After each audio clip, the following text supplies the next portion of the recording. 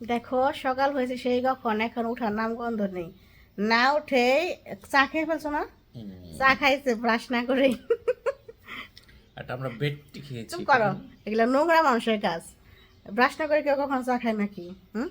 এই দেখেন দাঁত সাদা চকচকা ঝকঝকা, আমরা ব্রাশ না কিন্তু করলে দেখো আমি কিন্তু চকচকা চকচকা। কখনোই ব্রাশ না করে চা খেতে পারবো না, আর খাইও না কখনো, কিন্তু ও খাই, সবসময় খাই, মানে সবসময় না, মাঝে মাঝেই খাই। ধরো যখন মানে আমার চা হয়ে যায়, কিন্তু ওই যে চা ঠান্ডা হয়ে যাবে তখন কি করে আরে শোনো, আমি বলি শোনো, সকালে চা খেলে দাঁতের মধ্যে একটা আবরণ পড়ে, সেই চা খাওয়ার পরে ওটা ব্রাশ করলে আবরণটা চলে যায়, এটা ভালো থাকে।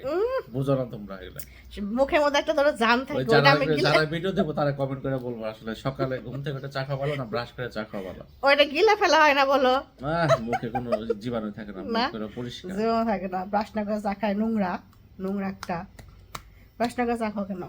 এগুলো বেডটি খাই সকালে। তো উঠবা না তোমরা? উঠে ব্রাশ করবা না? এখন পর্যন্ত ব্রাশ করে নাই।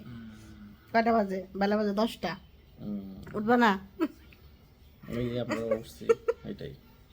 তোমার কাজ নাই, কাজ কাজ করবা না? খাইবা কি? প্রতিদিন কাজ করা লাগে না, কাজ না করলে খাইবা কি? না করলে হয়তো একদিন। এই হচ্ছে অবস্থা। সারাদিন শুয়ে থাকতে বললে মনে হয় তোমার ভালো লাগে, তাই না? কাজ বাদ আমি দিয়ে। আমি একটা না 8 ঘন্টা ঘুমাই, এরপর আর ঘুমাই না।